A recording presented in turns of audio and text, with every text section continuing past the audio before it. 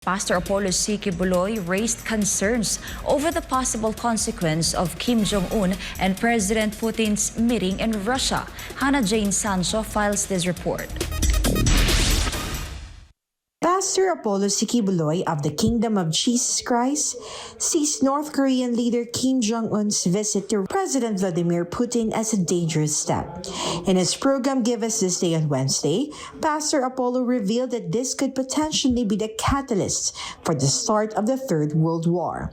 This comes in light of reports suggesting that the primary reason for Kim's visit to Russia may be related to concerns over potential supply of weapons, which has raised alarms among Western nations. So, may mga reaksyon yan eh. Kung anong ginagawa ng isang kalaban mo, kung maaari mong gawin, gagawin mo rin. So, ngayon, nagtutulungan na sila. Papunta na ito sa tinatawag na World War III. Malaking tribulation ito. Ito yung magiging mitsa. Kung hindi ito mapigilan, ito magiging mitsa ng Third World War.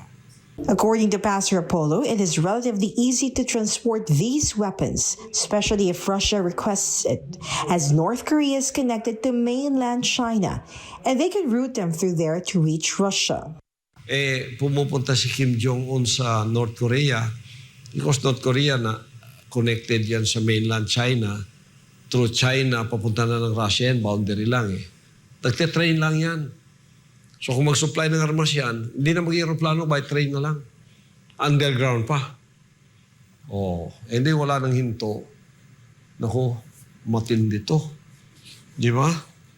Si Kim Jong-un pa naman, palaban masyado. According to the good pastor, in order to halt the escalation of the situation, it is necessary to cease the supply of war weapons on both sides, especially in Ukraine, which has long been receiving arms from Western nations. He said it is also possible that not only North Korea, but also Iran and other countries allied with Russia will assist in supplying weapons to Moscow. So, mga malalakas na armas na ito ginagamit ngayon eh. At hindi pa nagkakaubusan. Marami ng mga sundalo na mamatay both sides by the hundreds of thousands na. Ngayon, kung di pa mapipigilan yan, gagawa rin ng paraan yung kabila, tulad ng Russia, na bawat 5 segundo ata, nagpapaputok na sila ng mga missile sa kanilang multiple rocket launchers sa Ukraine. Tinitira ngayon yung Kiev na. Nagtitirahan na sila sa kanilang mga capital cities. Ako, delikado to. Kaya, to avert this, kailangan maghinto na yung pagsusupply ng mga armas. Mag-usap na.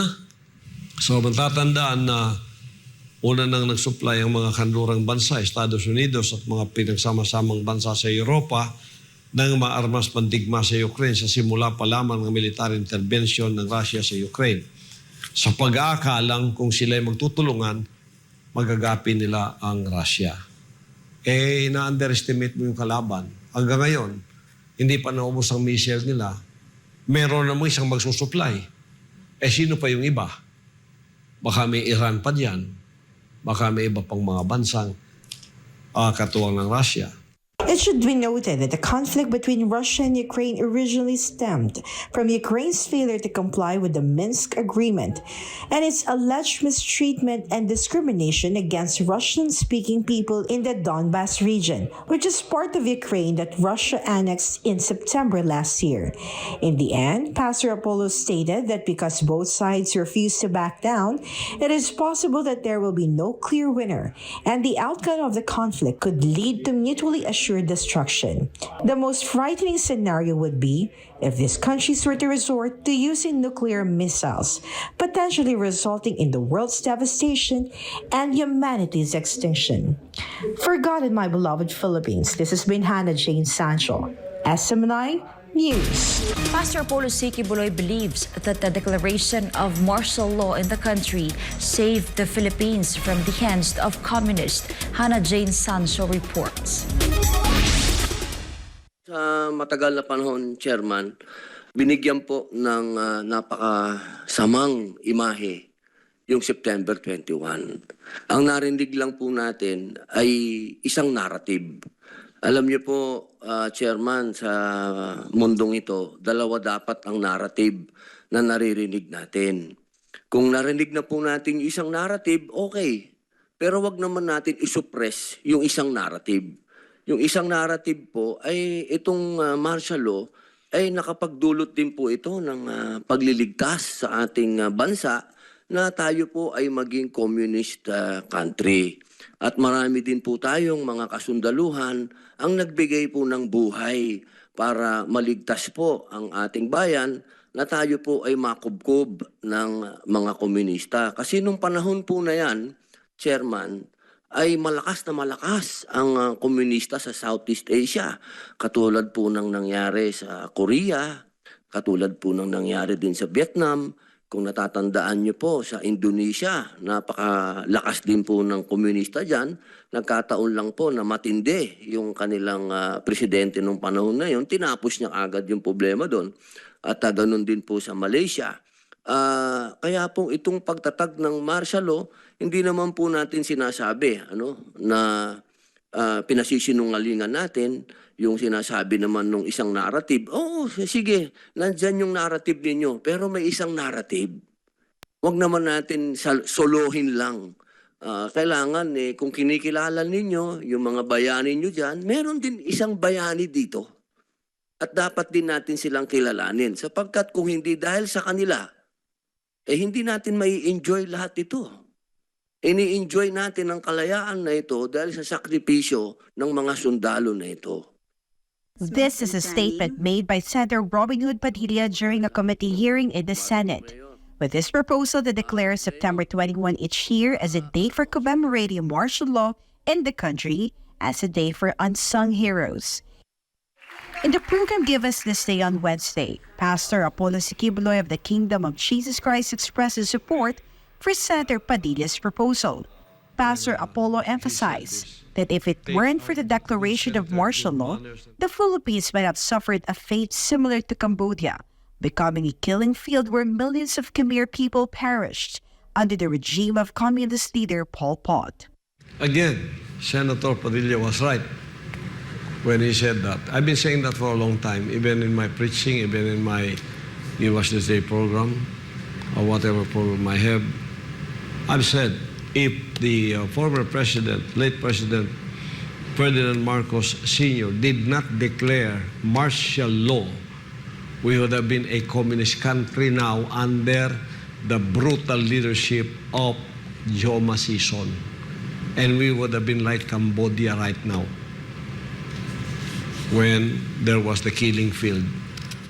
For Pastor Apollo, the declaration of martial law in the Philippines can be considered a divine intervention to protect the Filipino people from the fate that befell nations placed under the communist regimes.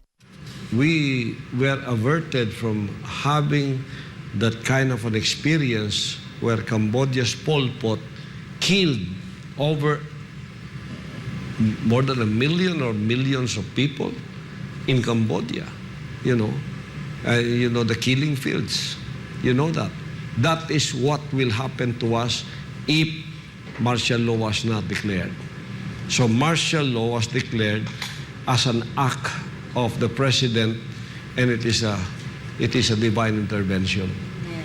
That we still now enjoy our freedom of worship and other freedoms that we would have lost if martial law during the time of President Marcos Sr.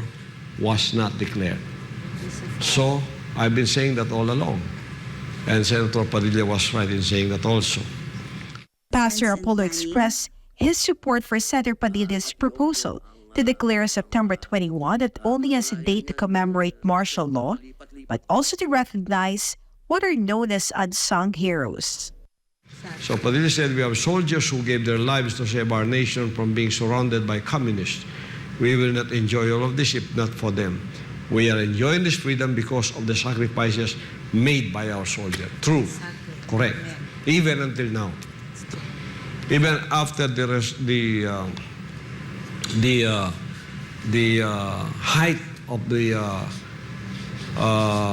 power of this Maoist group, the CPNP and the F, it was the only wall of defense that we have is the armed forces of the Philippines.